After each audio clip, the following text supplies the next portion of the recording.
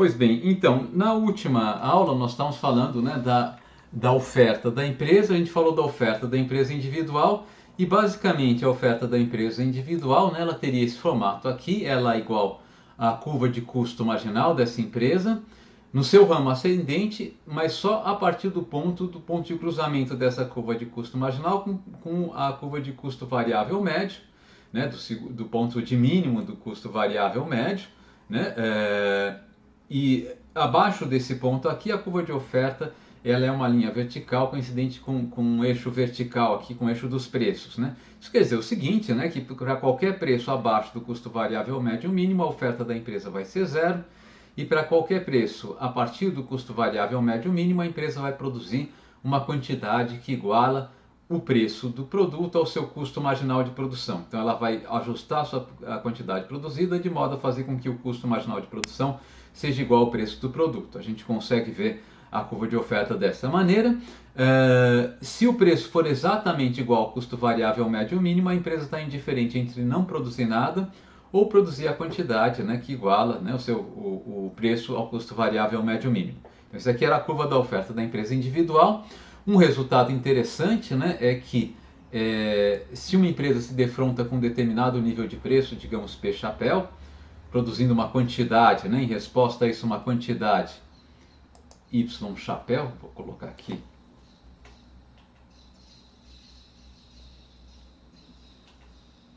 Y-chapéu aqui, né, tá certo? O excedente, que é a quantidade que iguala, né, o seu custo marginal a esse preço de produção, o excedente do produtor pode ser pensado, né, como a área, né, acima da curva de oferta e abaixo da linha de preço, né? Então, esse resultado é interessante porque a gente pode mensurar o excedente do produtor a partir da curva de oferta, né, sem tratar explicitamente as curvas de custo. O excedente do produtor, bom, vocês devem estar lembrados, eu não revisei, né, mas é a diferença entre a receita total da empresa e o custo variável de produção. É o ganho que a empresa tem ao decidir produzir alguma coisa, né, comparativamente ao estado em que ela, a situação na qual ela ficaria caso ela não produzisse nada, né? Então é a vantagem que ela tem ao tomar a decisão de produção. Bem, e nós começamos a falar depois disso da chamada, né, curva de oferta de longo prazo da empresa, né? A ideia a oferta de longo prazo de uma indústria. Nós começamos a falar da oferta de uma indústria. E aqui eu acho que faltou eu falar de uma coisa intermediária, né? Suponha que então vamos retomar, né, naqueles nossos comentários que a gente falou sobre o que era um ambiente de concorrência perfeito, o que era uma empresa, um setor, o que caracterizava um setor em concorrência perfeita. E basicamente isso era caracterizado por dois aspectos, né? O primeiro, haveria livre entrada e saída dos agentes desse mercado. Um mercado em concorrência perfeita é um mercado no qual nenhum agente tem por que ficar nesse mercado, caso ele tenha alguma desvantagem em ficar nesse mercado, e nenhum agente tem por que não entrar nesse mercado caso ele veja alguma vantagem em entrar nesse mercado, né? Não existem barreiras de saída nem barreiras de entrada, né? Isso aqui era uma característica importante para a gente definir o equilíbrio desse mercado no longo prazo. E outra característica importante é que nós assumimos que nesse mercado em concorrência perfeita,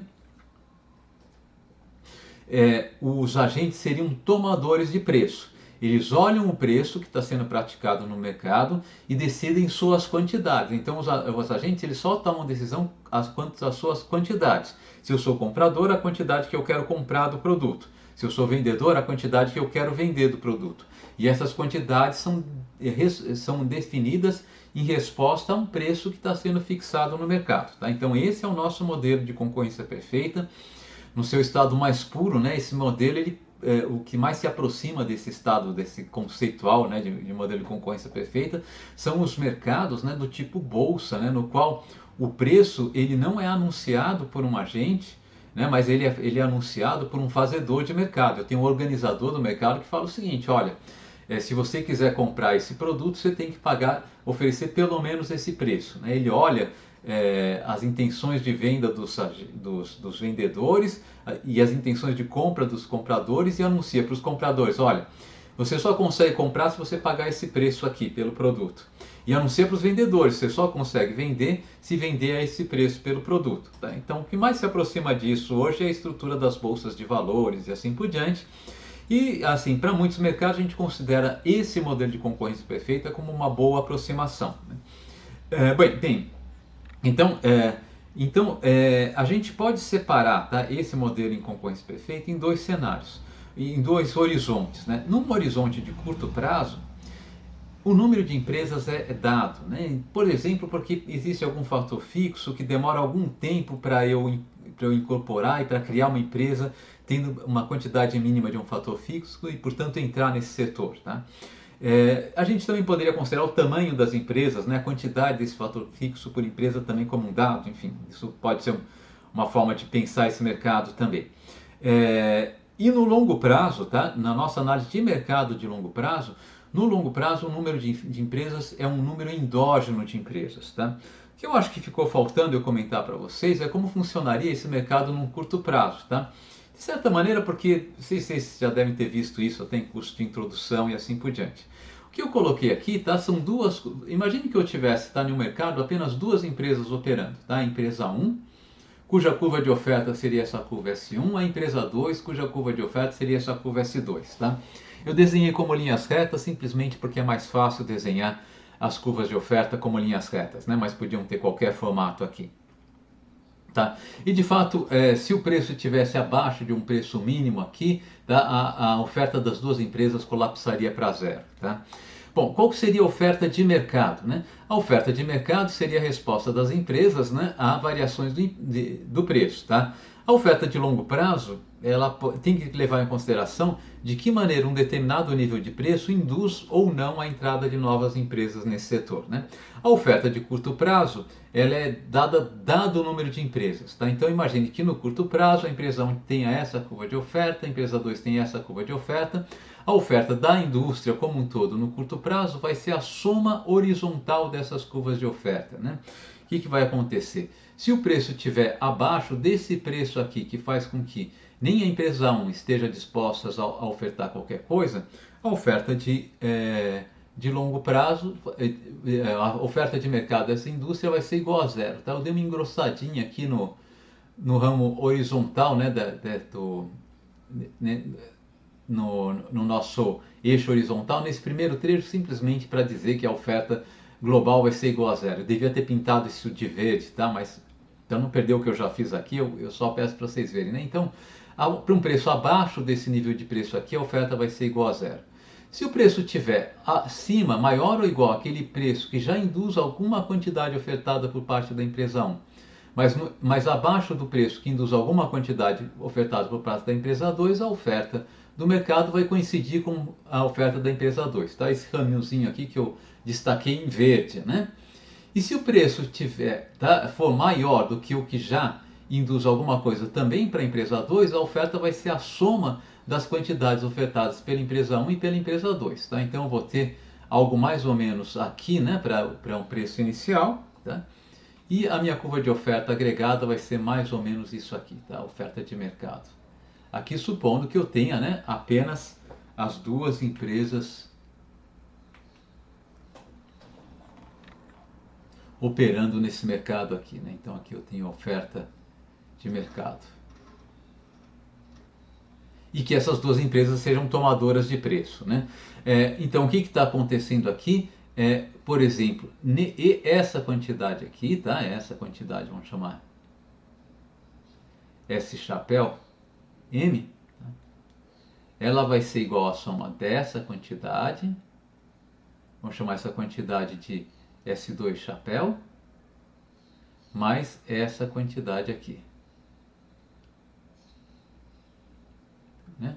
Esse aqui é S2 chapéu, mais S1 chapéu, tá? Isso é verdadeiro para cada ponto, né? A quantidade nesse ponto aqui, a quantidade associada a esse ponto é igual à quantidade associada a esse ponto mais a quantidade associada a esse ponto.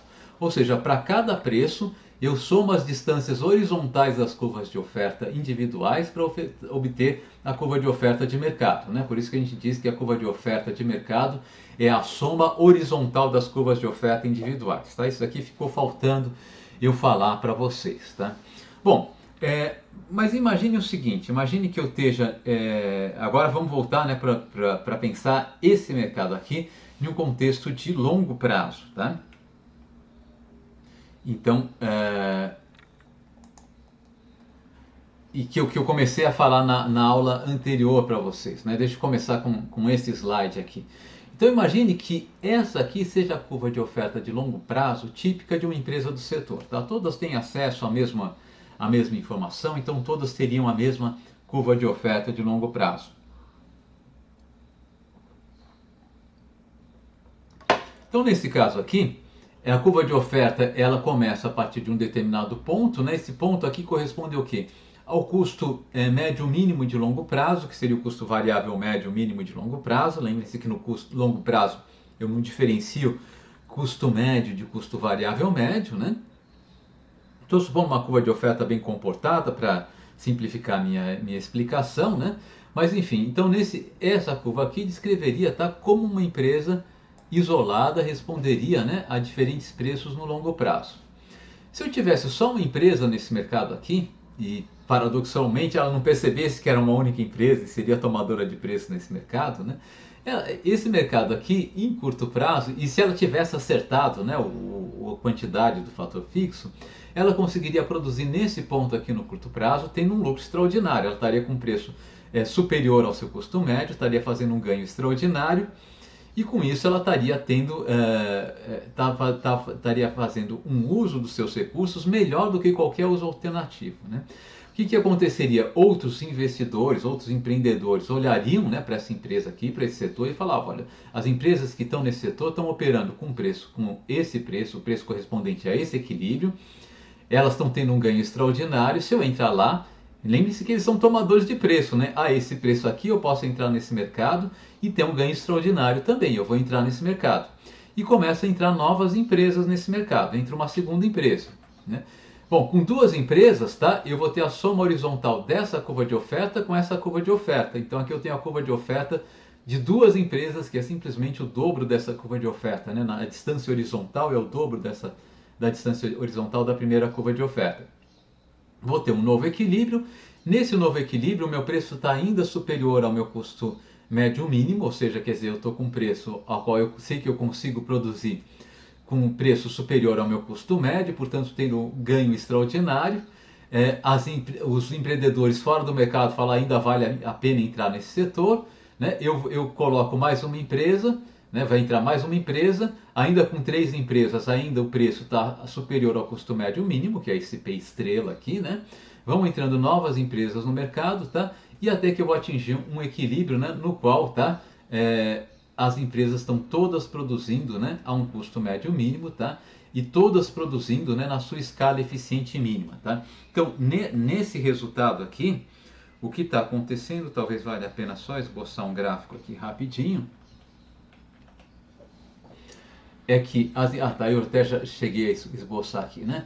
Imagine que isso aqui seja a curva de custo médio de longo prazo de uma empresa típica do setor, né?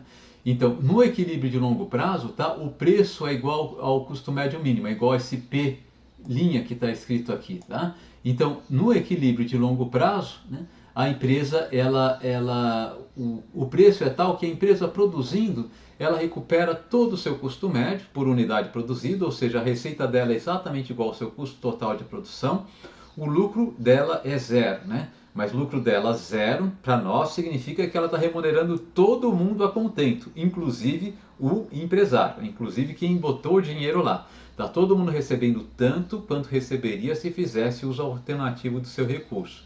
Então, os recursos que estão aplicados lá não teriam melhor uso alternativo. Então não tenho por que tirar os recursos de lá. Mas os recursos que estão aplicados fora estão recebendo tanto quanto se tivesse aplicados dentro desse setor. Então não tenho por que colocar o recurso nesse mercado. Então todas as empresas estão tendo lucro zero, no sentido que elas estão ganhando tanto, né? Todo mundo está ganhando tanto quanto ganharia em qualquer atividade alternativa. Não tem incentivo nem a entrada nem a saída nesse mercado. Esse mercado vai estar em equilíbrio, né? Então, a quantidade de empresas que equilibra o mercado de longo prazo é a quantidade de empresas que faz com que, né, no longo prazo, se colocando dessa maneira, no longo prazo, o número de empresas em um setor industrial em concorrência perfeita é o número de empresas que faz com que, tá, o ganho de cada empresa, econômico puro de cada empresa, o ganho extraordinário de cada empresa, seja zero, né? Eu elimino qualquer ganho extraordinário, tá? Então, no setor concorrencial, eu tenho um negócio tão bom quanto qualquer outro negócio. Embora isso daqui seja um modelo, parece que esse modelo aqui ele se aplica bem a diversos ramos de atividades, né? A gente pega a maioria das atividades, a maioria das atividades, não é correto dizer, né? Mas todas aquelas atividades que são muito pulverizadas, né? Cujos agentes são muito pequenos, parece que não são atividades nas quais você tem a oportunidade de fazer grandes ganhos, né? Não é aí que o negócio ele gera grande valor, né? Os negócios que geram grandes valores costumam ser negócios que crescem muito, que tomam conta do mercado, são negócios que se afastam, né, do modelo de concorrência perfeita. Então vocês pegam os modelos de sucesso na área de tecnologia, por exemplo, pegam a Apple, né, Microsoft, mais recentemente Google, Facebook e assim por diante, né, são modelos de negócio no qual eu não posso mais falar de uma única empresa, de diversas empresas tomadoras de preços, mas eu posso falar de algumas poucas empresas competindo em um mercado no qual parece que elas têm poder de mercado, né? Quando eu não tenho poder de mercado, parece que eu vou ter pouca chance de realizar ganho extraordinário, né? Eu posso ter alguma chance se parte do mercado no qual eu estou inserido não é perfeitamente concorrencial, né? Aqui eu estou supondo, por exemplo, que todas as empresas são iguais, né? O que significa dizer isso? Que o acesso à tecnologia ele está num esquema de concorrência perfeita. Se existe algum conhecimento com o qual uma empresa pode produzir, outra empresa pode adquirir esse conhecimento ao mesmo custo, por exemplo, né? Então não existe patente, por exemplo, nesse nosso resultado aqui, né? Também eu estou supondo aqui que se existe qualquer recurso extraordinário, né, que está dando ganho para uma empresa, qualquer recurso produtivo que faça com que uma empresa consiga produzir a um custo mais baixo que as outras também podem adquirir esse recurso produtivo e fazer esse ganho extraordinário, né? E basicamente eu também estou supondo, então eu tenho igualdade, né, de acesso a todas as condições de produção para todas as empresas, e nesse caso aqui o nosso modelo ele vai gerar um resultado como esse aqui, né? O número de empresas de equilíbrio tem que eliminar qualquer lucro extraordinário. Isso quer dizer o seguinte: se eu considerar os preços de todos os insumos como dados, que é uma hipótese razoável, né, para um setor em concorrência perfeita, ou seja, eu estou suponha que eu tenha um mercado e eu considere que ele seja em concorrência perfeita, tá? Em todos os mercados relevantes relacionados a ele. As empresas são todas elas tomadoras de preço, tá? Então as empresas olham o preço e elas decidem se devem entrar ou não nesse mercado simplesmente vendo se esse mercado está gerando ou não ganho extraordinário. Se ele estiver gerando ganho extraordinário, eu vou ter automaticamente a entrada de novas empresas, né? E o número de empresas deve se ajustar para fazer com que o preço de equilíbrio seja zerado, tá? Qual que é o problema desse modelo? O problema desse modelo é o seguinte: se eu tiver uma escala eficiente mínima, como é o que eu estou supondo aqui, né? Nessa curva de oferta aqui, eu estou assumindo que eu tenho uma curva de custo médio de longo prazo que está fazendo algo como isso aqui.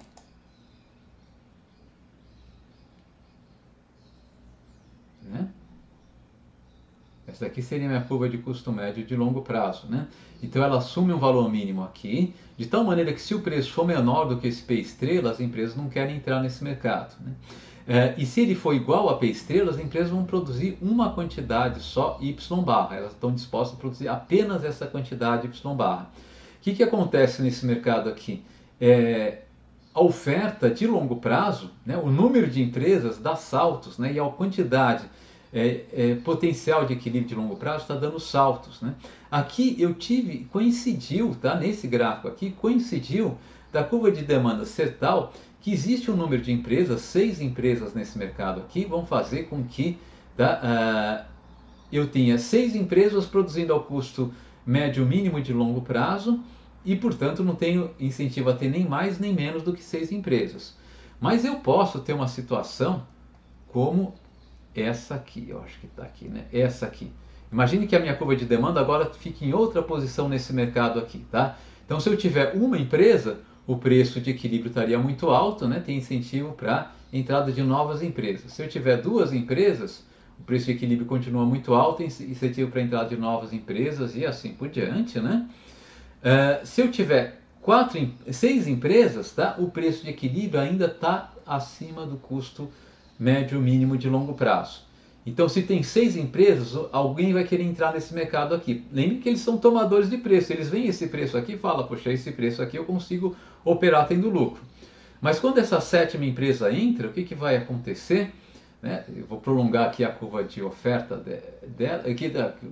Eu vou prolongar aqui a curva de custo marginal de longo prazo dela. Né? Ela vai ter uma curva de custo marginal de curto prazo, mais ou menos como essa aqui, tá? O que vai acontecer é que essas 7 empresas, não dá para 7 empresas operarem com lucro nesse mercado aqui, né? Por quê? Porque o preço vai estar abaixo do custo variável médio, do custo médio mínimo de longo prazo, né? Então vai ter um número muito grande de empresas.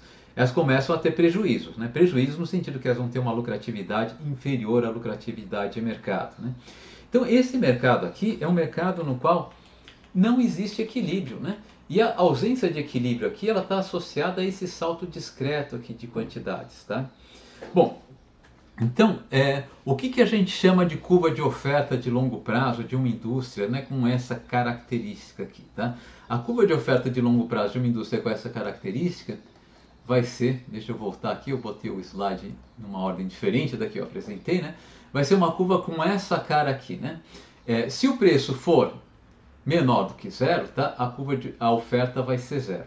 Ao preço P estrela, tá? Nesse setor aqui, é possível ter equilíbrio, né, do lado da oferta de longo prazo, esse P estrela, oferecendo a escala eficiente mínima, Y barra, 2 vezes a escala eficiente mínima, 2 vezes Y barra, 3 vezes a escala eficiente mínima, 4 vezes a escala eficiente mínima e assim por diante, né? O múltiplo inteiro da escala eficiente mínima. A minha curva de oferta de longo prazo nesse setor aqui seria uma curva pontilhada, ela daria saltos, né? Então, isso daqui está dizendo o seguinte, olha, se eu tiver um preço superior a P estrela, vão entrar indefinidas novas empresas nesse mercado aqui, e enquanto o preço estiver mantido superior a P estrela, a oferta de longo prazo desse mercado aqui vai crescer, né? Porque vou estar crescendo o número de empresas indefinidamente. Se o preço for P estrela, tá? A oferta dessa empresa aqui pode ser Y barra, 2Y barra, 3Y barra, 4Y barra, qualquer múltiplo de Y barra, né, em que Y barra é a nossa escala eficiente mínima. Tá? Então eu comporto, né, uma empresa, 2 empresas, 3 empresas, 4 empresas, né, qualquer número de empresas, todas elas produzindo ao menor custo de produção, assumindo que exista uma única escala na qual essas empresas produzam ao menor custo de produção. A minha curva de oferta vai ter essa cara aqui, ela vai ser uma curva discreta, né? E o problema dessa curva discreta é que se minha curva de demanda não for bem comportada, por exemplo, se ela passar, como a gente viu agora há pouco, né? Se ela passar por aqui, se essa daqui for minha curva de demanda, eu não tenho equilíbrio, né? A minha oferta, o meu número de empresas vai estar oscilando entre 5 e 6, né? Quando tem 5 empresas, os agentes fora do mercado falam, esse setor aqui é lucrativo. Quando tem 6 empresas, os agentes dentro do mercado falam, estou tendo prejuízo, alguém cai fora. Daí ele volta a ser lucrativo, alguém entra, alguém cai fora, alguém entra e assim por diante, né? Bom, isso é um problema? Depende, né? Depende do que eu estou querendo modelar, né? Lembrem-se que quando eu falei para vocês da ideia de escala eficiente mínima, eu falei, olha, a escala eficiente mínima está muito associada ao tipo de estrutura de mercado que eu vou ter, né? A escala eficiente mínima é aquela menor escala na qual eu consigo produzir, né, com o menor custo médio possível de longo prazo, né? Se a escala é eficiente, a distância entre esses pontinhos aqui são exatamente a nossa escala eficiente mínima, né? Aqui está o meu custo médio de longo prazo, aqui está o meu custo marginal de longo prazo, né? Então, isso aqui é quanto y barra é quanto eu preciso produzir para produzir com o menor custo médio possível, né? Se a escala eficiente mínima for muito pequenininha, tá? Eu estou oscilando entre n e n mais uma empresas, tá? Quando esse n é muito grande, né? E esse y barra é muito pequenininho, essa distância aqui pode ser muito pequenininha referente ao mercado, né? E mais do que isso, né? Pode ser que de fato até a diferença entre o preço com 5 empresas ou 6 empresas seja tão pequeno que mesmo as empresas que, se eu tiver com 6 empresas ou 5 empresas, as empresas falam, olha, praticamente aqui, né, aqui ou aqui, praticamente as empresas se sentem equilibradas, né? Elas estão praticamente remunerando tão bem os seus recursos produtivos quanto qualquer outro negócio, né? Lembre que esses nossos modelos aqui, a gente está supondo um mundo determinístico, mas na realidade, né, o mundo dos negócios é um mundo que tem componentes aleatórios, né? Então, um ano eu tenho um resultado, outro ano eu tenho outro resultado e assim por diante. Avaliar se o meu negócio é tão bom quanto os outros negócios não é uma coisa tão simples assim. Eu tenho uma nuvem de incerteza quando eu vejo os números, né? Então, se eu estou com um preço um pouquinho abaixo do preço de equilíbrio, eu posso falar, para perceber isso e me motivar a sair do negócio, se for só um pouquinho abaixo, pode ser que esse pouquinho abaixo não faça muita diferença.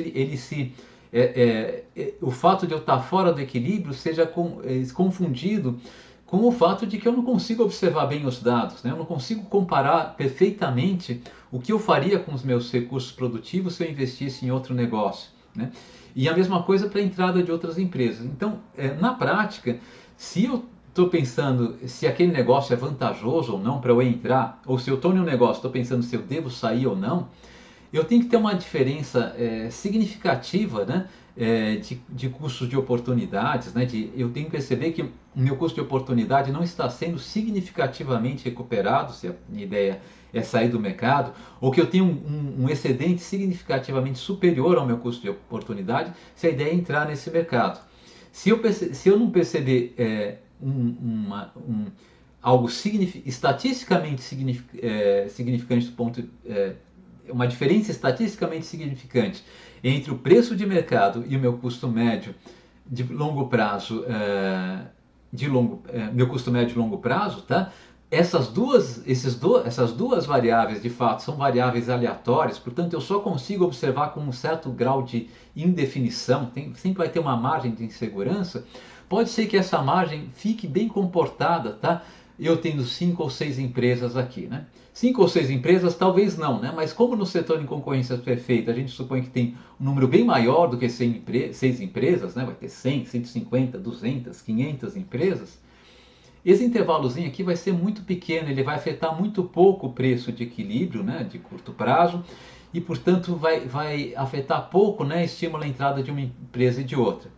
Então é razoável imaginar, né, que embora teoricamente essa curva de oferta de longo prazo seria uma curva horizontal pontilhada aqui, né, apesar disso, eu posso ter um equilíbrio de longo prazo, né, e nesse equilíbrio de longo prazo eu vou ter um número de empresas que vai ser próximo, né, muito próximo àquele que iguala o preço de equilíbrio, ao custo médio mínimo de longo prazo. Então, nos setores que mais se aproximam do setor de concorrência perfeita, a tendência é que o nosso custo médio de longo prazo se aproxime de zero. Tá? Então, se a gente quiser pensar, então, a nossa curva de oferta seria essa curva pontilhada aqui, para o nosso modelo de custo tradicional, né, com uma curva de custo médio de longo prazo em formato de U. Tá? Eu poderia aproximar, né, a minha curva de oferta de longo prazo, tá, de uma curva de oferta horizontal, né, dizendo o seguinte: olha, a indústria ela oferta qualquer quantidade, uma empresa, num setor em concorrência perfeita, né, no longo prazo a indústria vai ofertar qualquer quantidade, né, ao custo médio mínimo de produção. Tá? Então isso daqui seria o nosso modelo de oferta de longo prazo para uma indústria em concorrência perfeita. Bom, dito isso, né, deixa eu fazer algumas qualificações, tá? Porque aqui tem uma certa confusão na literatura que, por exemplo, o Warren, por exemplo, faz uma confusão, e eu acho que ele comete um erro teórico, na verdade, e não sou só eu que acho, né? Quer dizer, as pessoas não falam isso explicitamente, mas se vocês pegarem, por exemplo, o texto do Mascoléu, né, que é um texto é, mais rigoroso, né, em termos de teoria microeconômica, ele é o texto que a gente usa nos cursos de pós-graduação em economia.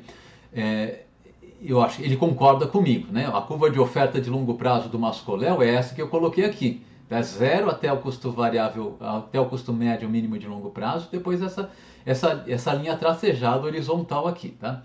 O Warren fala o seguinte, não, quer dizer, o que o Warren fala? Ele diz o seguinte, olha, se eu tiver só uma empresa, tá, no longo prazo ela vai estar ofertando, né, de acordo com esse ponto aqui, tá? Então, qualquer preço, se a curva de demanda estiver cruzando a minha curva de oferta, suponha que a minha curva de demanda não fosse essa aqui, mas fosse essa aqui, por exemplo, né? Ou essa aqui. Deixa eu colocar mais alta para ficar mais fácil de escrever o que está acontecendo. Não, eu preciso colocar aqui mesmo, tá? Uma coisa como essa aqui, vou só colocar ela mais inclinada, tá? Que ela vai cruzar mais. Então tem uma empresa no mercado, no longo prazo, se ela ficasse sozinha e se ela por alguma por algum acaso, né, ela fosse míope e não percebesse que era a única empresa do mercado, não usufruísse, né, esse poder de mercado que ela tivesse e agisse como tomadora de preço, eu teria um preço de equilíbrio nesse ponto aqui, né? Tá, ok? Vamos chamar isso aqui de P1. Bom, a empresa 2, ela percebendo, tá, que esse preço aqui que ela não consegue, né? De fato, agora pensando bem, a história do Vale é mais complicada ainda, né? Mas enfim, vou tentar reproduzir a ideia do Vale, tá? Embora que eu estou vendo que tem mais uma história mal contada no Vale agora, explicando para vocês, né? Mas a empresa 2, segundo o Vale, ela perceberia se uma outra empresa está pensando em entrar nesse mercado, vendo que o preço está acima do custo médio de longo prazo, né? E falando, então nesse mercado aqui eu consigo produzir, tendo ganho extraordinário. O que o Vale argumenta? Essa empresa aqui, ela vê que se ela entra no mercado, tá? O novo preço de equilíbrio estaria abaixo teria que estar em uma região como essa aqui, né? Um preço como esse aqui, e estaria abaixo, né, do custo médio mínimo de longo prazo. Então ela não entra. Então teria um equilíbrio no qual uma potencial entrante, ela antevê a consequência dela entrar nesse mercado, né? Mas essa ideia do Vale, então Vale, e só para não me confundir, porque eu acho que o Vale tem mais alguns errinhos na argumentação dele, o Vale diz o seguinte, olha, a curva de oferta de longo prazo vai ser alguma coisa como essa aqui. Se couber só uma empresa, a curva de oferta vai ser a curva de oferta da primeira empresa em longo prazo. Se couber só duas empresas, a curva de oferta vai ser a curva de oferta da primeira mais a segunda empresa no longo prazo. Se couber três empresas, eu somo mais uma curva de oferta. Tá? Não se preocupem muito com o que eu estou desenhando aqui, porque eu acho que o argumento, de qualquer maneira, o argumento do Vale, eu acho não, né? Quer dizer, eu tenho certeza e não estou sozinho, tá? Não é, se vocês não gostarem muito da minha ideia, tá? Eu estou com um texto que é mais rigoroso ainda que o Vale, embora eu acho que o Vale seja um manual bem rigoroso, né, especialmente para o nível de graduação, mas aí eu acho que ele errou, né?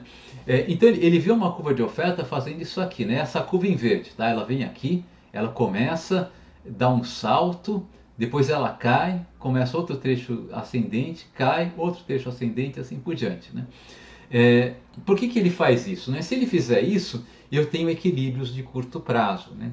Então eu teria um equilíbrio aqui, por exemplo, né, no nosso setor com 5 empresas, tá?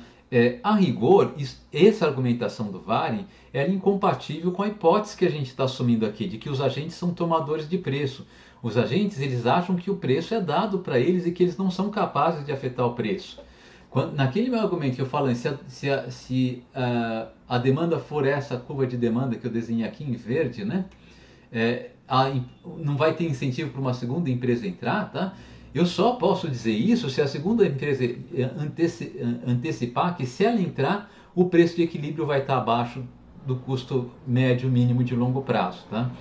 Mas se eu antecipar isso, eu estou abrindo mão da minha hipótese de que os agentes são tomadores de preço. Então é incompatível com a hipótese de agentes tomadores de preço.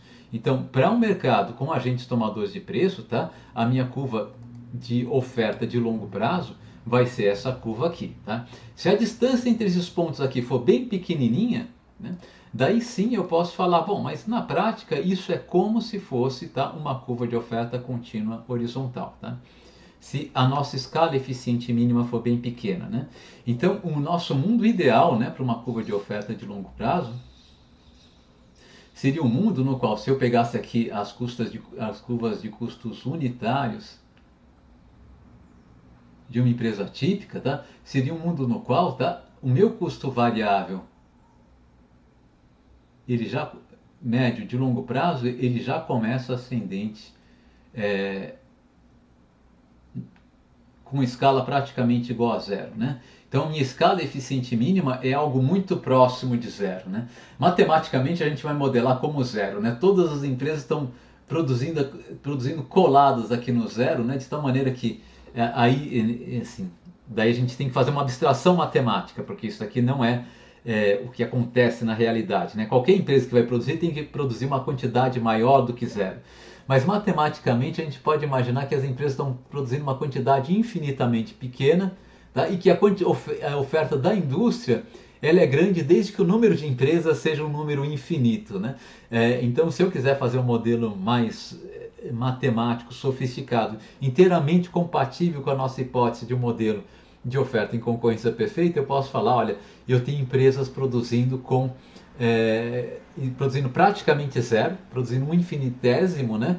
Mas o número de empresas, tá, é infinito, né? Enfim, mas daí é uma sofisticação para dizer que essa aproximação aqui de uma curva de oferta horizontal e contínua é uma boa aproximação para os mercados reais, tá? Um outro contexto em que isso pode acontecer é caso eu tenha uma situação como essa aqui, tá? Eu tenho uma curva de preço aqui e a minha curva de custo médio ela tem um formato como esse aqui, ela começa horizontal, tá? E só depois de um tempo ela começa a crescer, tá? E a minha curva de custo marginal ela vai ter associada essa curva de custo médio, né? Lembre-se, se o meu custo médio não está nem crescendo nem diminuindo, ele tem que ser igual ao custo marginal, né? E a partir de então, meu custo marginal, quando o custo médio é crescente, o custo marginal está acima do custo médio. Se eu tiver uma característica de custo como essa aqui, a curva de oferta de uma empresa individual ela vai ter trechos horizontais, né?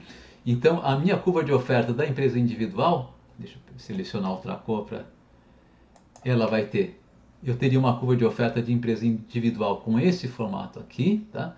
Se eu tiver duas empresas, tá? Vai ser duas vezes, né, horizontalmente essa curva com esse formato, eu vou ter algo com esse formato, três empresas com esse formato aqui, e nesse caso aqui, claramente eu posso ter equilíbrio, né, com qualquer número de empresas e para qualquer quantidade produzida. Se a minha escala eficiente mínima não for única, tá? Eu tenho a possibilidade de ter matematicamente uma curva de oferta de longo prazo contínua, né?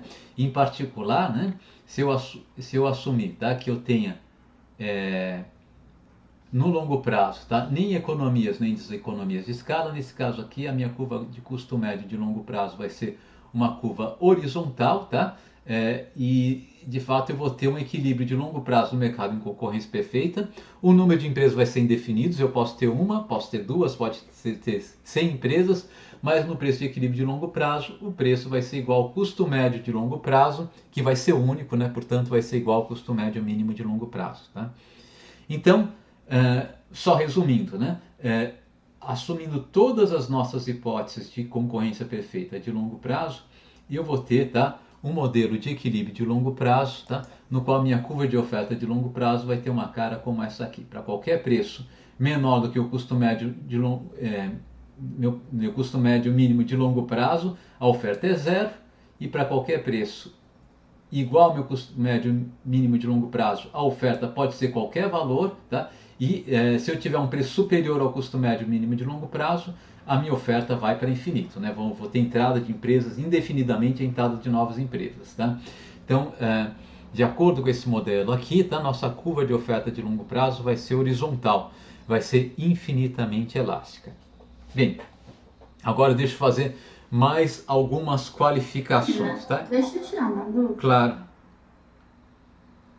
Você está fazendo, a gente está comparando a curva de custo marginal com a de custo médio. Uhum. E elas, até na aula de hoje, todas elas partiam do mesmo ponto, ali no eixo que o y é igual a zero. Isso. E nas outras aulas, não foi isso que você mostrou pra gente. Era o custo variável médio. Porque eu estava falando em né? curto prazo, né? Se eu tiver no longo prazo, o custo médio e o custo variável médio são a mesma coisa, né? Então, se você quiser, você pode substituir custo variável médio, mas é o de longo prazo, tá? Então, daí a gente vai ter... Tá, então, a diferença aqui é que eu estou falando num horizonte de longo prazo, ficou claro? Sim, obrigada. Não tem de quê. Essa pergunta é boa, né? Porque a gente fica... você me ajuda a deixar claro essa distinção, tá? Então, obrigado por ter feito a pergunta. Então, e aqui, olha só, então, do ponto de vista estrito, né, da nossa abordagem, tá, assim, duas coisas que tem nessa abordagem que eu estou fazendo. Tá? Essa abordagem, primeiro, ela é uma abordagem chamada de abordagem de equilíbrio parcial.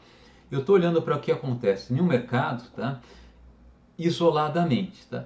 E na abordagem de equilíbrio parcial, a gente faz uma hipótese, que vocês já devem ter ouvido falar, né, chamada hipótese ceteris paribus, né, a gente escreve.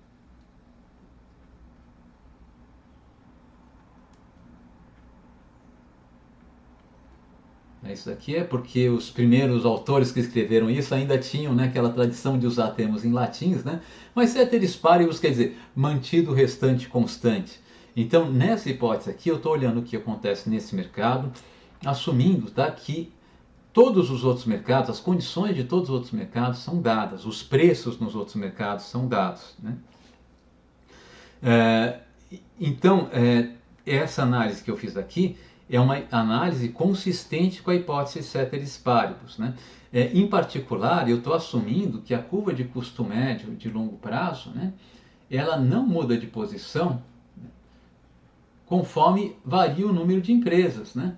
Isso faz sentido, porque a curva de custo médio de longo prazo depende da tecnologia, né, que é a função de produção, e depende dos preços dos fatores de produção. Tá? A tecnologia, eu estou supondo que seja comum para todas as empresas. Né? E os preços de fatores de produção são preços determinados em outros mercados, que eu não tenho, que pela minha hipótese ceteris paribus, são dados. Né? E por isso a minha escala eficiente mínima ela não é afetada pelo tamanho da indústria. Okay? Bem, o que acontece? Se a gente quiser sair dessa hipótese ceteris paribus, o caminho mais rigoroso para fazer isso é ir para uma abordagem de equilíbrio geral, que vocês vão ver se fizerem o curso de micro 3. Tá? No curso de micro 3 começa com equilíbrio geral. Então é ver o que acontece com todos os mercados simultaneamente, e nesse caso aqui, o nosso equilíbrio não é o equilíbrio de um único mercado. Eu quero saber qual que acontece, o que tem que acontecer com todos os preços da economia para que todos os mercados estejam em equilíbrio simultaneamente. Né? Então esse é nosso modelo de equilíbrio geral. Tá? No nosso modelo de equilíbrio parcial, eu tenho que assumir os outros mercados como dado e ver o que é preciso fazer para garantir com que esse mercado isoladamente esteja em equilíbrio, caso não aconteça nada com outro mercado, né? Caso as mudanças nesse mercado aqui, né, não afetem, né, os outros mercados. Tá? Porém, se a gente pensa historicamente, tá, duas coisas. Primeiro, a abordagem de equilíbrio geral, na verdade, historicamente, ela é quase tão antiga quanto a de equilíbrio parcial. Né? Um pouco depois do Jevons, ou quase simultaneamente ao Jevons ter desenvolvido os primeiros modelos que usavam uma abordagem mais de equilíbrio parcial, tá? Em Lausanne, né, na França, o Léon Walras estava desenvolvendo, tá, um modelo de equilíbrio geral. Ele já via a economia como um sistema de mercados interligados. Né? E de certa maneira a abordagem do Valra ela sofreu refinamentos, mas ela foi mantida em quase todas as características até hoje. Então não tem uma diferença histórica. Mas historicamente a abordagem de equilíbrio geral era predominante entre os economistas de equilíbrio parcial, perdão, era predominante entre os economistas, especialmente os economistas de língua inglesa, né, até diria o começo do século passado, tá? Até primeiro quarto do século passado. Né? Então os economistas eles falavam muito em equilíbrio parcial e outra coisa, né? A abordagem era mais pragmática dos economistas de língua inglesa, que eu acho que tem um aspecto muito bom disso, né? Eles não faziam economia matemática, não estavam querendo usar a economia como um jogo de matemática, mas fazer a economia como algo para como um jogo no qual eles podiam aplicar a matemática que eles conheciam, que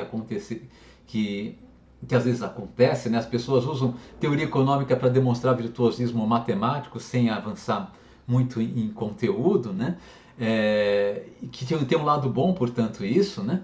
Mas ao mesmo tempo faltava um pouquinho um certo rigor, né? A abordagem de equilíbrio geral ela é mais matematizada, ela é mais abstrata, mas ela dá um pouquinho mais de rigor ao que a gente está falando, né? Então, se vocês lerem os trabalhos da tradição inglesa de economia, que talvez seja mais importante, né, na história do pensamento econômico, se vocês lerem Marshall, por exemplo, ou mesmo alguns autores mais recentes, Jacob Weiner, por exemplo, ou até se vocês pensarem um autor dos mais importantes do século passado, talvez o mais importante, né, o Keynes, são autores para os quais o rigor matemático, o rigor da teoria, a apresentação rigorosa das ideias econômicas não é algo tão importante para eles, né? Eles estão mais importantes de falar, olha, eu tenho essa intuição, isso daqui é importante, assim por diante.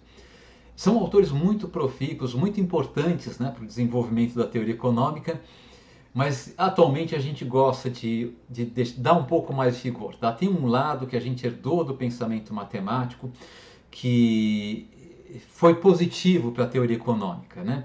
E então, se a gente pensa a teoria econômica moderna, especialmente nos últimos anos, eu acho que a gente está conseguindo avançar para algo que seja uma boa síntese. Né? A gente quer manter um certo rigor, mas a gente também não quer ficar perdido em puras elucubrações matemáticas. Né? Então, atualmente a gente tem um instrumental de equilíbrio geral, a gente sabe como fazer modelos matemáticos com certo rigor, com bastante rigor, mas a gente sabe que os problemas econômicos relevantes são problemas práticos e por vezes é bom a gente fazer simplificações, abrandar o rigor para poder responder esses problemas práticos. Né?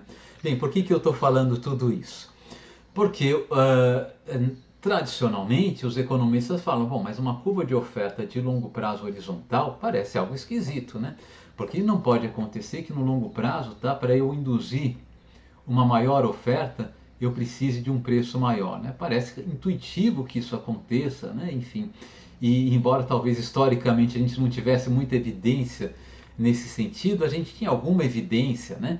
Inclusive a gente pensar os modelos circadianos de oferta de bens agrícolas, né? Eles falam, os modelos circadianos que tem aquela produtividade marginal decrescente do setor agrícola, ele sugere efetivamente, né, que a curva de oferta pelo menos dos produtos agrícolas, ela seria ascendente no longo prazo. Né? E como eles fazem para resolver isso aqui? Né? Eles fazem da seguinte maneira. Tá? Deixa eu ver se eu pego aqui. Talvez valha a pena a gente fazer um esboçozinho aqui. Então vamos voltar aqui para o nosso quadro e desenhar aqui uma curva de...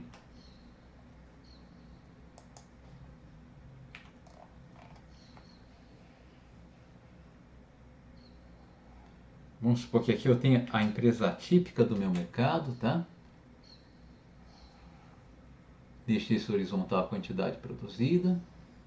Suma inicialmente que todas as empresas sejam iguais, tá? E no eixo vertical, então aqui Y, Y, e aqui preço e custos unitários, tá?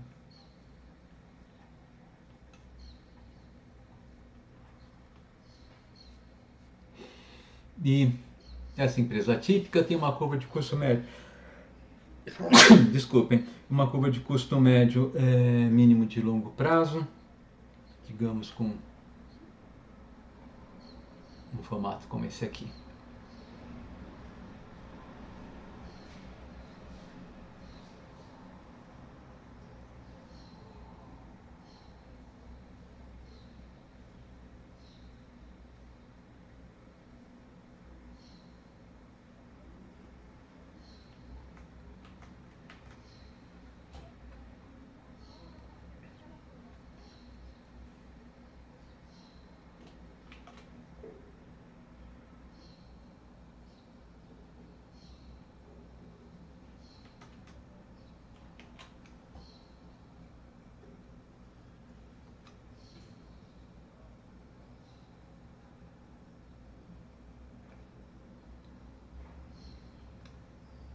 Então está aqui o meu custo médio mínimo, tá? Se o preço for igual a esse preço aqui,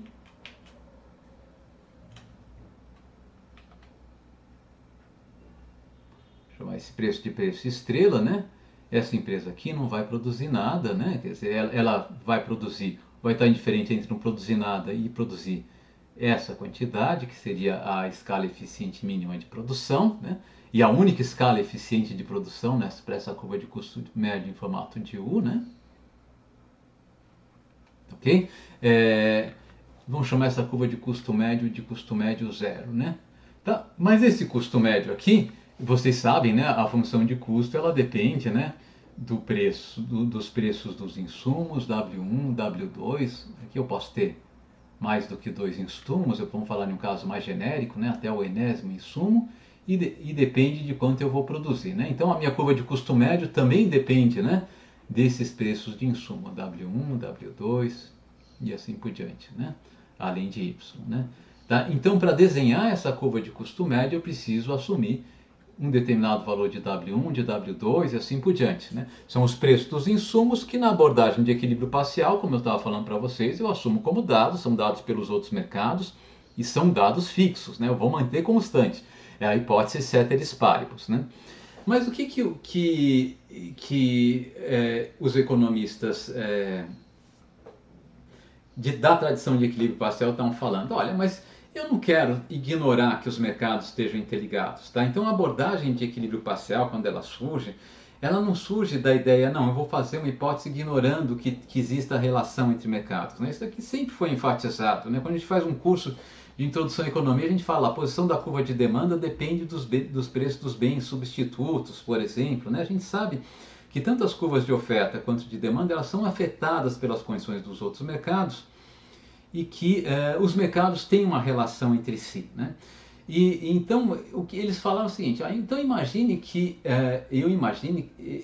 o que esses economistas falaram? Então imagine, por exemplo, o preço dos bens agrícolas, tá? Então imagine que eu esteja olhando essa nossa curva de custo médio aqui, seja a custa de custo médio de uma empresa, tá, que use como insumo algum bem agrícola, tá? Então, por exemplo, é uma empresa que produz derivados de soja, tá? Então ela precisa comprar soja para produzir seus derivados, né? Farelo de soja, óleo de soja, sei lá, seja lá o que ela esteja produzindo a partir da soja, tá? O que vai acontecer? Essa empresa aqui ela tem um custo médio que vai depender do preço da soja, né? Vamos supor que o preço da soja seja o nosso W1 aqui, tá? Então vai depender desse insumo aqui. Se eu tiver poucas empresas produzindo derivados de soja, eu vou ter uma baixa demanda pela soja, né? Tá certo? E o que vai fazer é o seguinte, os agricultores vão produzir soja apenas naqueles terrenos em que eles sejam muito produtivos na produção de soja, né? Que seja de baixo custo produzir soja, porque a demanda é baixa, possivelmente vai ser o preço de equilíbrio da soja vai ser baixo, tá? Então a soja vai ser produzida em algumas áreas no qual o custo geral, né, de produzir a soja e entregar a soja para os produtores seja relativamente baixo. À medida que vai aumentando, né, o número de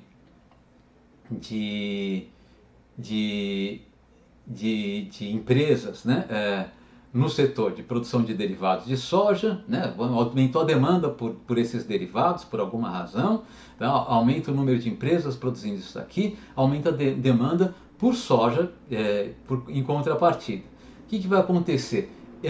A oferta de terras com as melhores qualidades para produzir soja é limitada, né? Então a gente pode pensar lá no o que vai acontecer. Eu vou precisar de terras menos produtivas, para alocar terras menos produtivas para produzir soja, né? Porque as terras mais produtivas já foram alocadas, tá? E para conseguir induzir terras menos os fazendeiros que têm terras menos produtivas para produzir soja a produzir soja, eu preciso pagar mais para esses fazendeiros. Eles vão ter que usar mais recursos para obter a mesma quantidade de produto. Se o mercado de soja for em concorrência perfeita, vai ter um aumento no preço da soja, né? Isso quer dizer que o custo médio com um número maior de agentes produzindo soja, a curva de custo médio vai se deslocar, né? Então eu vou ter um deslocamento da minha curva de custo médio de longo prazo, tá? Para uma curva de custo médio mais elevada. Por exemplo, uma curva de custo médio como essa aqui, tá? Eu vou para uma segunda curva de custo médio, vamos chamar ela de custo médio 1. Tá? Esse deslocamento aqui, ele foi provocado por quê? Porque entraram novas empresas no setor, tá? Essas novas empresas pressionaram um outro mercado e o preço do outro mercado ele tem uma rigidez de oferta. E qual que é a rigidez de oferta? É uma rigidez na oferta de terras melhores para produzir soja, tá? Então imagine que as melhores terras para produzir soja estejam, sei lá, imagine no centro-oeste do Brasil, tá? Então se tivesse uma baixa demanda por soja, a soja só seria produzida no centro-oeste brasileiro. Não teria produção de soja no sul, tá? Possivelmente isso aqui não está tecnicamente correto que eu estou falando, né? Mas só imagine para ilustrar a argumentação, né? Mas enfim, então o preço da soja muito baixo só seria vantagem produzir soja no centro-oeste brasileiro.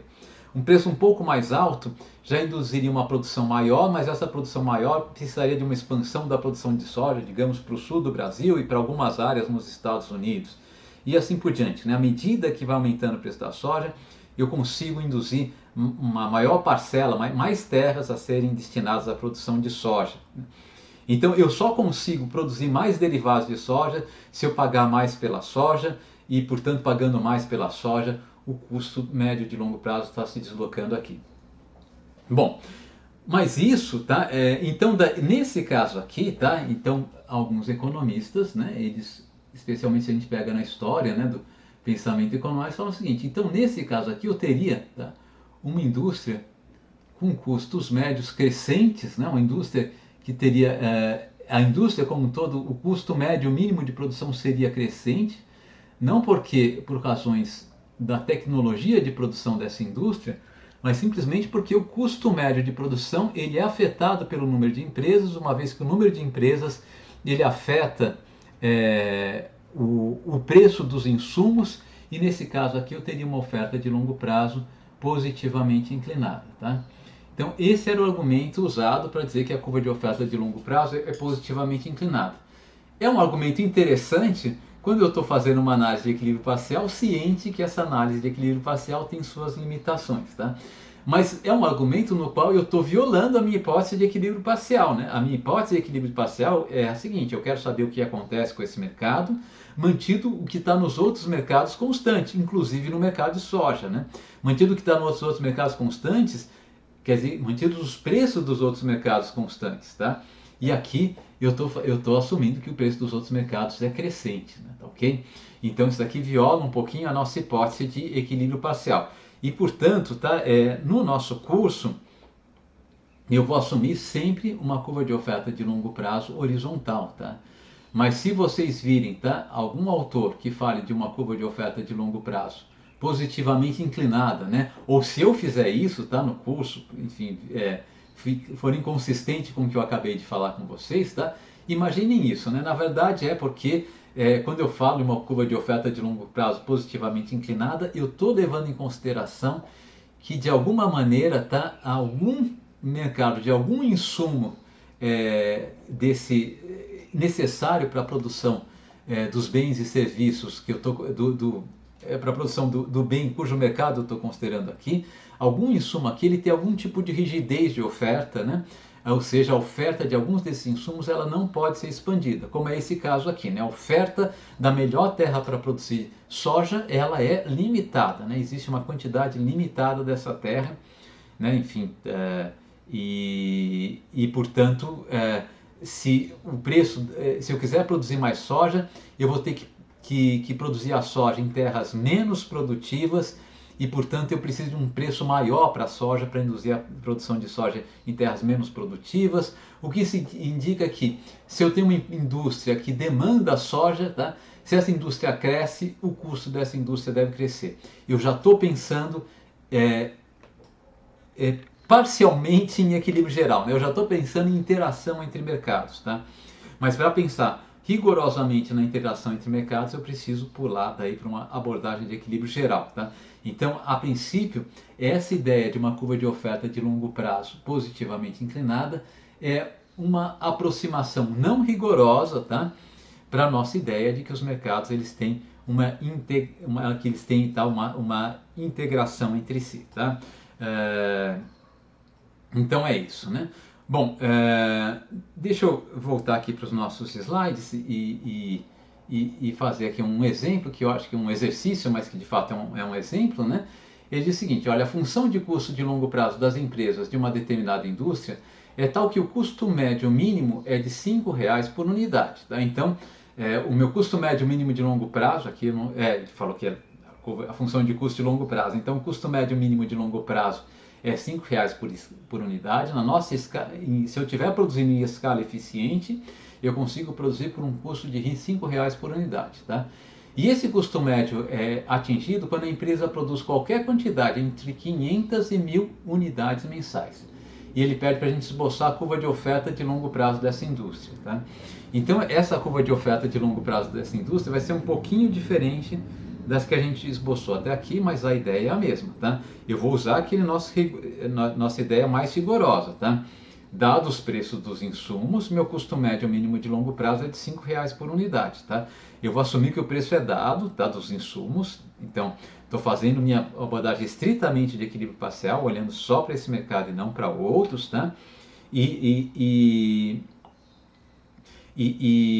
quero saber como que vai ser a curva de oferta de longo prazo dessa indústria aqui. Então, deixa eu voltar aqui para as minhas anotações. Eu vou passar essas anotações para vocês, né? Elas estão não muito bem organizadas, né? Mas talvez seja útil se vocês quiserem ver os vídeos, o vídeo tendo as anotações do lado, né? Vocês vão ter elas aqui, tá? Então, deixa eu colocar aqui, desenhar.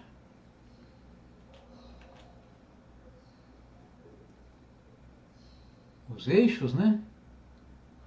Aqui a quantidade produzida pela indústria, aqui o preço, né?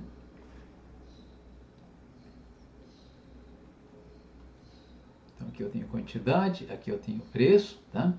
Então ele diz que entre 500 e 1.000 unidades, vamos supor que 500 esteja aqui, tá? Aqui estão 500 unidades e aqui tem 1.000 unidades, tá?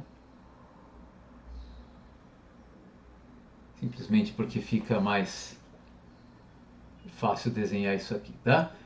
A curva de custo médio, ele diz que o custo médio é mínimo entre essas 500 e 1.000 unidades, né? E ele é mínimo igual a R$ 5 por unidade, tá? A partir disso ele fica ascendente e a partir disso ele fica ascendente aqui também, tá? Bom, qual que é a curva de oferta da indústria nesse setor aqui, né? Então, se o preço for inferior a R$ 5 por unidade, eu vou marcar em verde a curva de oferta da indústria, tá? Se o preço for inferior a R$ 5 por unidade, a oferta da indústria vai ser igual a zero, né? Ninguém quer produzir nada. Se ele for igual a R$ 5 por unidade, tá? Qualquer empresa está disposta a ofertar qualquer quantidade entre 500 e 1.000 unidades, tá? Isso quer dizer, eu posso ter uma empresa produzindo entre 500 e 1.000 unidades, eu posso ter duas empresas produzindo entre 1.000, né, 2 vezes 500 e 2.000 unidades, eu posso ter três empresas produzindo entre 3 vezes 500, 1.500 e 1.000 vezes 3, 3.000 unidades. Tá? Eu posso ter 4 empresas produzindo entre 4 vezes 500, 2.000 unidades e 4 mil unidades. Aqui, desculpem, deixa eu voltar aqui que eu acho que eu marquei errado, né? Aqui, não, tá certo, aqui é 2.000, tá certo. Eu posso ter 3 empresas produzindo entre 500 e 3.000 unidades, seria aqui, né? Tá certo? Eu poderia ter 4 empresas produzindo entre 2.000 unidades, 1.000, 2.000 e 4.000 unidades, que seria aqui, tá? Ou seja, o que vocês podem ver, né? Eu posso ter, a partir de 500 unidades, tá? Eu posso ter diversas combinações de empresas que atendem, né, a essa produção, produzindo ao custo médio mínimo.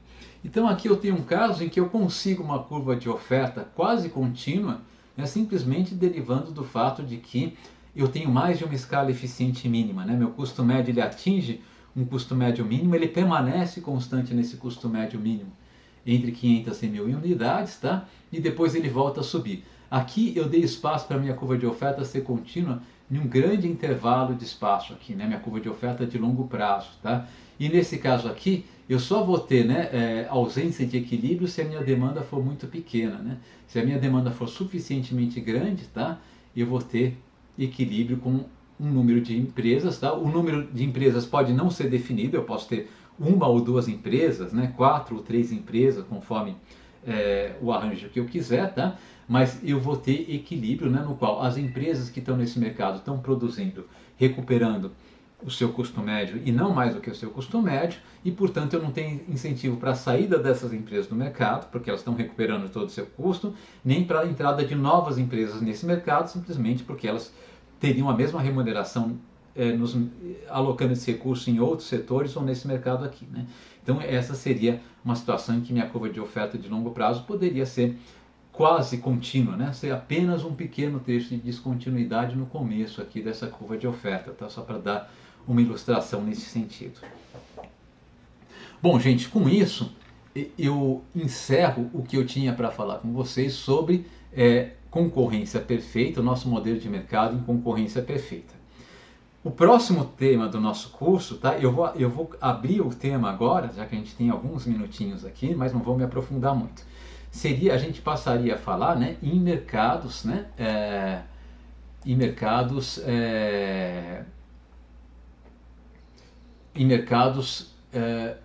não concorrenciais, em concorrência não perfeita, tá? E o que são esses mercados em concorrências não perfeitas? São mercados, né, nos quais eu tenho os agentes, eles percebem que tem algum poder nesse mercado. Eles percebem que eles não precisam tomar os preços como dados, mas eles podem assumir que os preços eles são afetados pelas suas decisões, eles têm poder de formação de preço, né? Nesses mercados, né, o comportamento dos agentes, tá, depende de como eles esperam, como os outros agentes vão responder às suas ações. O primeiro desse tipo de mercado do qual a gente vai falar vão ser os mercados em modelos de monopólio, tá? E a gente vai começar a falar de monopólios em concorrência, em características, monopólios com a característica de monopolistas ordinários. O que a gente chama de monopolista ordinário, um monopolista comum, né? Tá? O ordinário é a tradução literal do inglês, mas talvez seja mais interessante falar comum, porque ordinário pode parecer pejorativo, né? Esse monopolista é um ordinário, não é isso que eu quero dizer, né? Ordinário no sentido dele ser comum, né? Ele não tem nada de extraordinário, né? E de fato ele é comum, na verdade, mais do ponto de vista da modelagem. No monopolista comum, a gente vai fazer uma hipótese simplificadora de que ele vende seu produto, que a gente vai supor que seja um único produto, para poder falar em função de custo sem ter muitas complicações, e que ele vende esse único produto a um único preço. Ele anuncia um preço e os compradores vão decidir quanto eles vão comprar esse preço. Bom, então esse monopolista ele vai tentar antecipar a resposta dos compradores ao preço que ele vai anunciar. Ele vai tentar antecipar a função de demanda, né? Se eu anunciar esse preço, quantas unidades do produto os meus compradores vão querer comprar? Ele vai tentar responder essa pergunta para definir que preço ele deve anunciar, né? Isso aqui é a característica de um monopolista.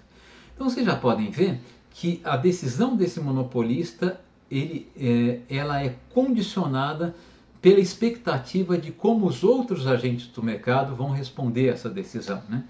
Vamos pensar um outro modelo que a gente vai ver também, que são os modelos de oligopólio, né? Um oligopolista, ele pode pensar o seguinte: bom, eu vou adotar uma política de preços, mas o resultado, um oligopolista é aquela empresa que está operando no mercado em que ela é uma das poucas ofertantes do produto, mas existem outras, tá? Então ela não pode achar que ela não é capaz de influenciar o preço de mercado, ela não pode trabalhar como uma tomadora pura de preços, mas ao mesmo tempo ela não pode trabalhar como uma monopolista. Quando ela anuncia o preço agora, ela precisa pensar em duas coisas, né? A resposta dos compradores a esse preço, mas também a resposta dos outros vendedores, das outras empresas que estão atuando nesse mercado a esse preço. Elas vão praticar um preço mais baixo do que o meu, né? E como os compradores vão responder, né, ao meu preço e ao preço que eu acho que os outros vendedores vão praticar em resposta ao meu preço. Então o que vocês estão vendo, na verdade, quando eu estou nesse contexto aqui, a minha estratégia ótima, a minha decisão ótima, ela vai depender de como os outros agentes vão atuar, tá, em resposta à minha escolha. Tá? E para modelar isso de uma maneira muito geral, tá, a gente tem que entrar para uma coisa que eu chamo, a gente usa a nossa técnica de modelagem, tá, ela usa, tá, uma disciplina chamada teoria dos jogos, né?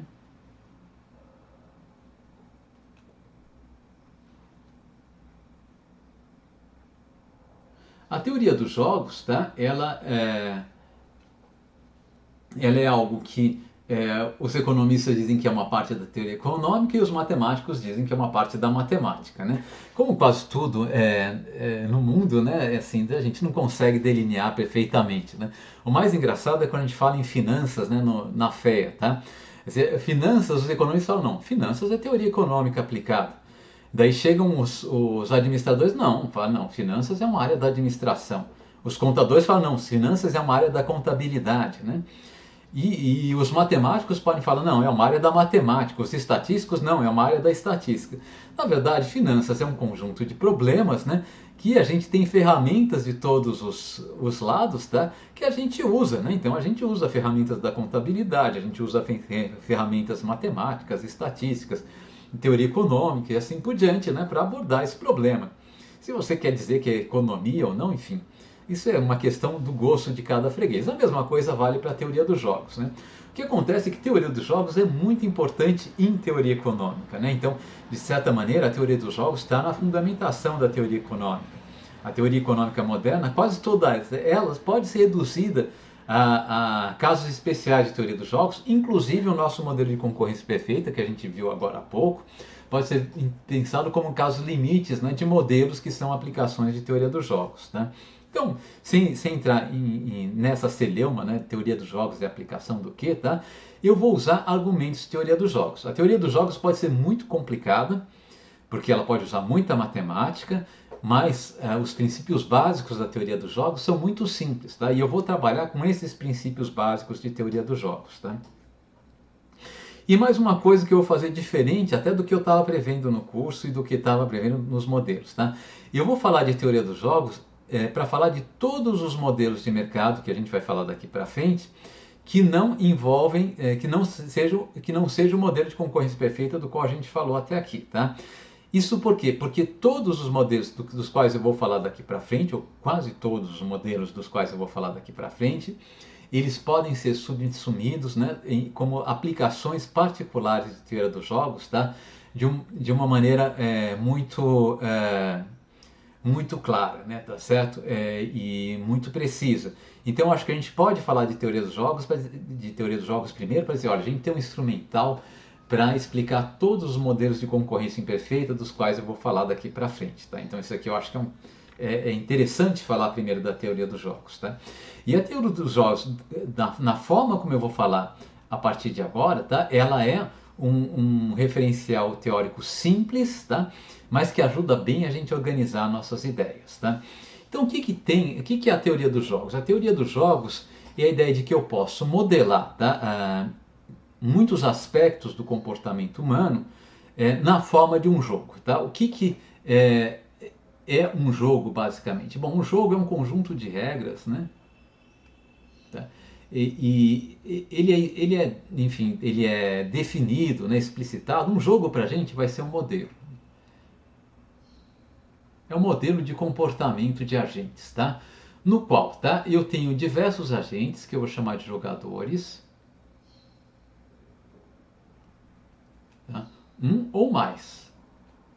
Eu posso ter um jogo de um jogador só, tá? Vai ser um jogo trivial, um jogo não muito interessante, né? Mas eu posso ter um jogo com 2 jogadores, 3 jogadores, 4 jogadores, o número que vocês quiserem, tá? Mas é um número definido de jogadores.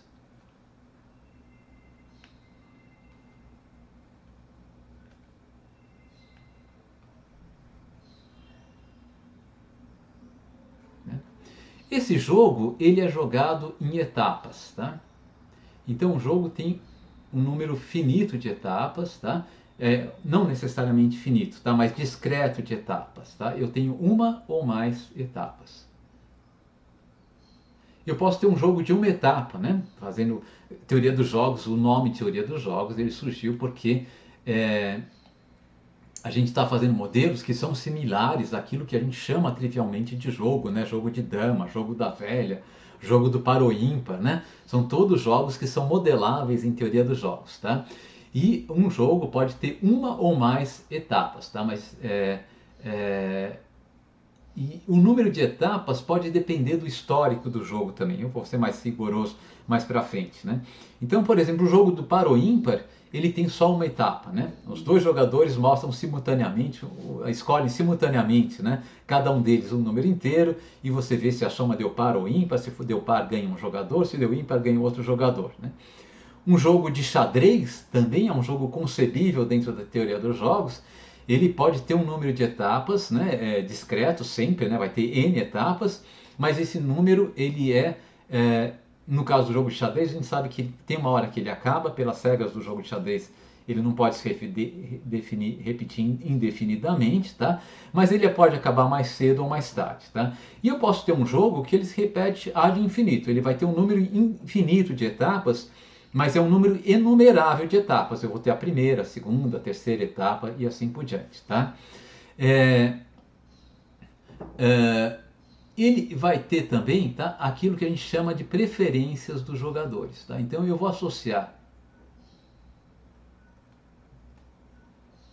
relativas a resultados.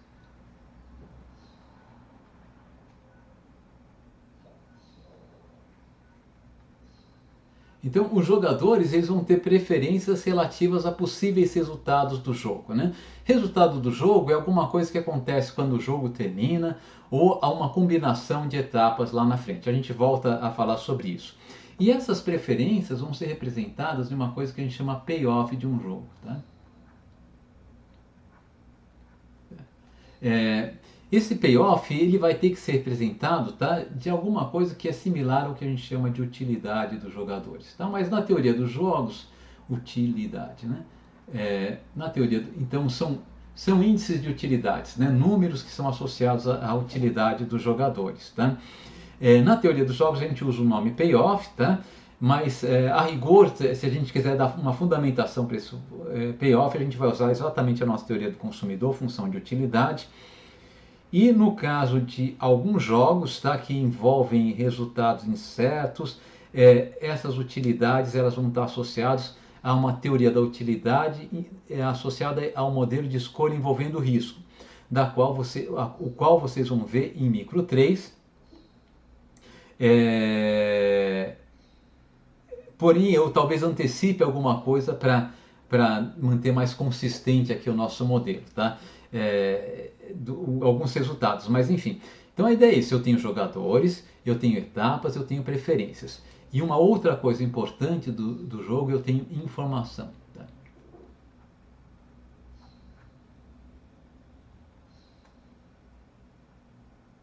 Tá?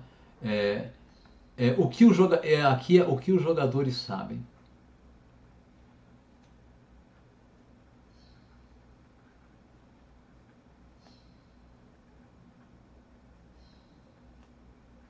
respeito do jogo.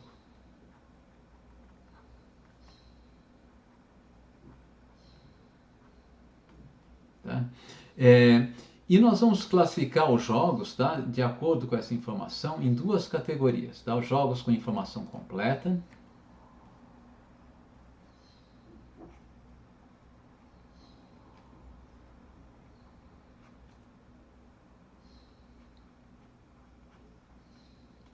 que diz o seguinte: as regras do jogo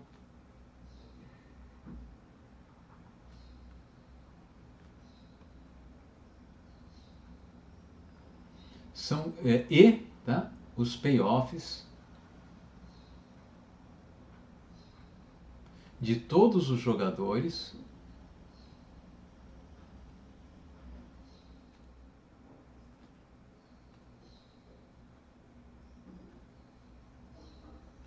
são conhecimento comum.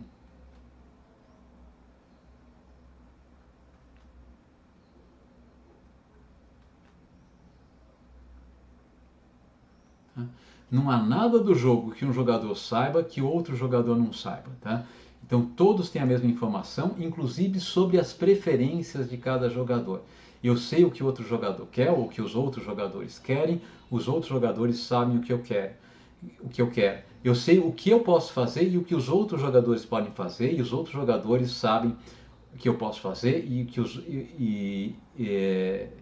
os outros jogadores sabem o que eu posso fazer, né? E além disso, eu sei isso recursivamente. Eu sei que os outros jogadores sabem o que eu posso fazer e os outros jogadores sabem que eu sei o que eu posso fazer. Eu sei que os outros jogadores sabem que eu sei que eles sabem que eu sei que eles podem fazer, enfim, e assim por diante, tá? Então, toda essa informação é compartilhada, tá? E eu posso ter os jogos com informação incompleta. Esses jogos com informação completa eu vou classificar em duas categorias ainda, tá? Bom, e os jogos com informação incompleta, né, são os jogos nos quais alguma dessas coisas não são conhecidas.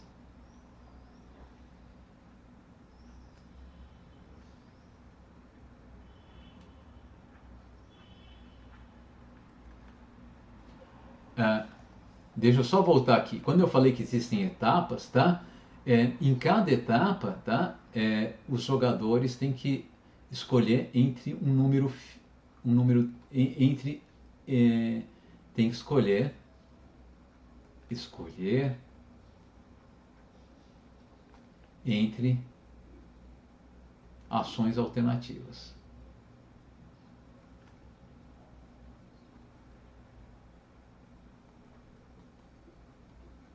Pelo menos um jogador tem que fazer uma escolha em cada etapa, né? Então, uma etapa é um momento que pelo menos um jogador tem que fazer uma escolha, tá?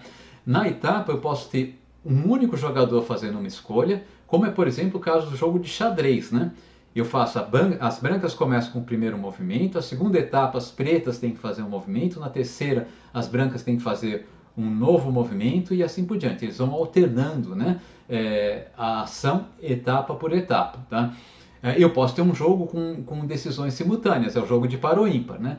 Na primeira e única etapa, cada jogador escolhe um número. Né? E acabou o jogo. Né? Daí eu só somo os números e decido quem vai ganhar. Tá? Então isso aí essa é a ideia de que então, a cada etapa tem associado uma ação. E a regra do jogo exatamente descreve quais são as ações disponíveis a cada jogador em cada etapa do jogo. Tá? Então, num jogo de informação incompleta, tá? Bom, aqui é o oposto, tá? A informação não é completa. Ou seja, ou os jogadores eles não conhecem os payoffs dos outros jogadores, ou eles não conhecem alguma coisa da regra do jogo, né? No que se aplica aos outros jogadores. Tá? Enfim, o que na teoria dos jogos a gente pode falar é que sempre é possível reduzir informação incompleta a um caso em que os jogadores conhecem todas as ações que os jogadores podem tomar, mas não conhecem os payoffs dos outros jogadores. A gente sempre pode reformular o jogo dessa maneira. Mas o mais relevante para a gente é o seguinte: num jogo com informação incompleta, eu não sei alguma coisa do jogo. Tá? Esse caso aqui, tá, é um caso que nós não vamos tratar no curso, tá? Que vocês vão ver se vocês fizerem micro 3, tá? Que é o caso em que a gente fala em assimetria de informação. Né? São os modelos de informação assimétricas, tá? De informação. Tá São casos que a gente não vê, pelo menos não no curso de microeconomia, no rigor de teoria dos jogos. Normalmente a gente discute muito qualitativamente, né, em micro 3, e se vocês quiserem fazer um curso de teoria dos jogos, né, pelo menos no modelo que o Fábio Barbieri estava fazendo, um excelente professor, e também o Jefferson estava fazendo, também outro excelente professor, né, recomendo que vocês façam um curso bem interessante, daí vocês vão ver, tá, esses modelos tratados, tá, com mais detalhe. Tá? É bem interessante, mas tá muito além do que a gente vai fazer no nosso curso e também do que como você trata a simetria de informação, né, em micro 3. Tá? Os jogos de informação, então, os jogos de informação incompleta, nós não vamos lidar em micro 2. Tá? Os jogos de informação completa, eles são classificados em dois grupos. Tá? Um grupo que a gente chama jogos de informação perfeita,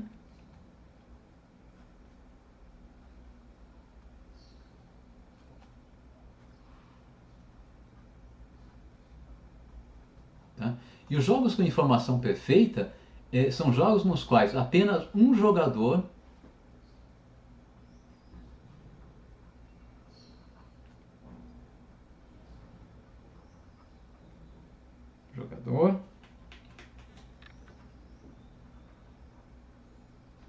escolhe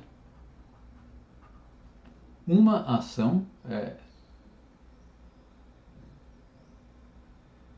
por etapa. E a ação é observada pelos outros jogadores.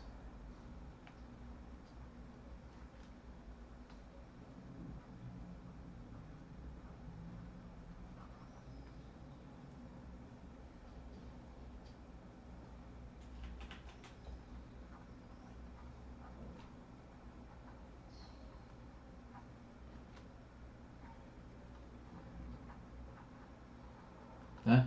Então, um jogo de informação perfeita é um jogo de informação completa, todo mundo conhece a regra do jogo, todo mundo conhece as preferências dos outros jogadores, e mais do que isso, em cada etapa, um jogador que tem que fazer um movimento. O jogo de xadrez é um jogo de informação perfeita. Os dois jogadores conhecem as regras do jogo, cada jogador sabe que o outro jogador prefere primeiro ganhar, depois empatar, depois perder, né? Ele classifica seus payoffs dessa maneira. E cada jogador faz um movimento por vez e os jogadores observam esse movimento. Né? Enquanto um jogo de informação completa e imperfeita, eu vou colocar aqui informação imperfeita porque o completa já está colocado aqui. Né? Informação imperfeita.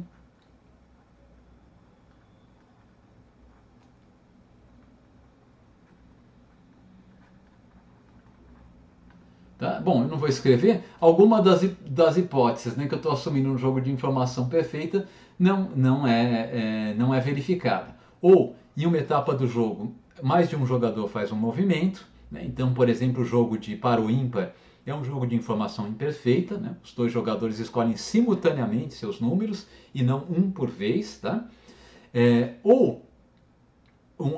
Nem todo movimento de um jogador, eu não consigo observar, tá, os movimentos realizados pelo outro jogador em algum momento do jogo. Tá? Então, eu poderia falar, não, eu poderia fazer um jogo de par ou ímpar, né? Imperfeito, não. Assim, eu poderia descrever o jogo de par ou ímpar da seguinte maneira. O primeiro jogador 1 escolhe um número, né? Mas ele escolhe esse número e escreve em um papelzinho e não mostra para o jogador 2. Depois o jogador 2 escolhe um número, né? E depois eu faço a média dos outros números. De fato, o resultado é o mesmo, né? Quer dizer, a etapa aqui é uma etapa lógica, né? Para nós o importante é, se quando eu estou tomando minha decisão, tá? E o outro jogador vai tomar uma decisão já conhecendo a decisão que eu tomei ou não. Tá? Então, na prática, é a ideia de eu fazer movimentos simultaneamente ou não. Então, no jogo de informação imperfeita, eu tenho movimentos simultâneos. Tá? Eu tenho ações escolhidas simultaneamente.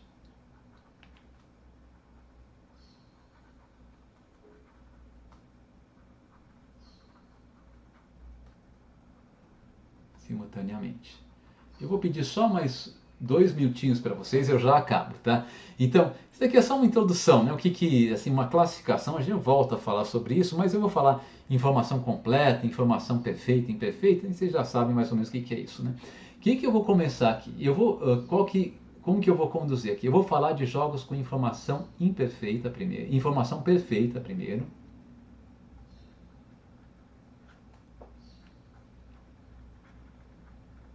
Tá? Como a gente resolve esses jogos, tá? E aplicações, tá? Eu vou argumentar para vocês que o modelo de monopólio é uma aplicação de jogos com informação perfeita, tá? Eu vou argumentar para vocês que eu tenho alguns modelos de oligopólio, tá? São os modelos de liderança, quantidade e liderança-preço.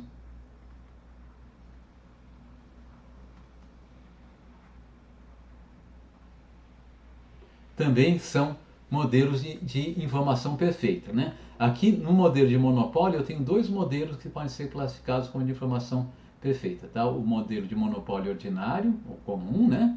E o modelo de discriminação perfeita de preços.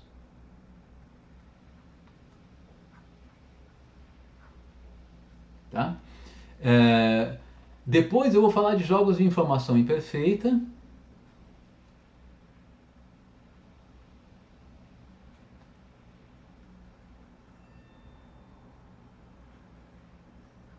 Eu vou descrever esses jogos, etc, tudo mais, tá? Quais são as aplicações desses jogos? Tá? Tem muitas aplicações, na verdade, né? Eu vou ter a aplicação de modelos em modelos de oligopólio, tá? Um chamado modelo de Cournot,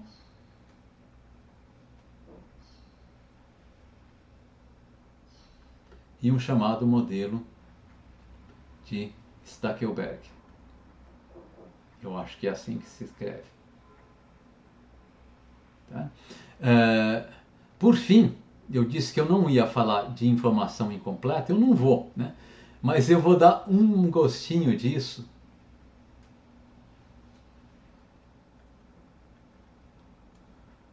não olhando teoria dos jogos, tá? Mas falando de modelos de discriminação de preço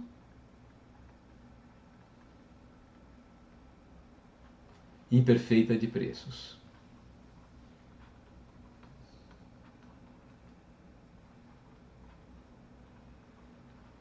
Tá?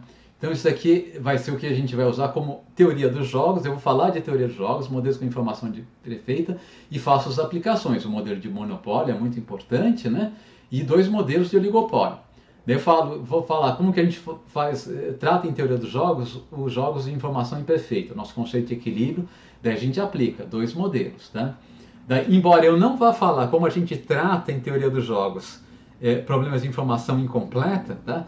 Eu vou dar uma aplicação que vai dar uma intuição, né, do que vocês podem pensar em tratar modelos de informação incompleta, tá? Que são modelos de discriminação de preços, tá? Que não sejam de discriminação perfeita. Tá? Discriminação perfeita é esse caso aqui. Interessantemente, eu vou mostrar que o nosso modelo de concorrência perfeita é um caso limite, tá? Do modelo de Cournot.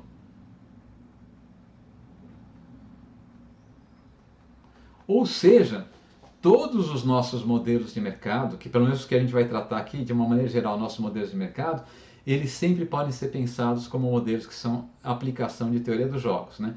E a importância da teoria dos jogos, né, para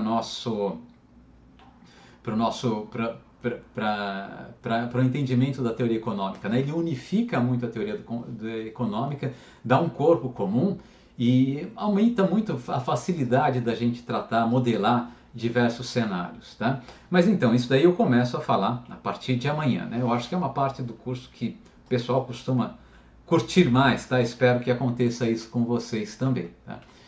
Então é isso, gente. Se não tiver mais nenhuma dúvida, a gente conclui por aqui, tá? E eu já estou parando a nossa gravação. Bom fim de semana, né? Bom fim de semana não, né? Bom resto de dia e até amanhã para vocês, né?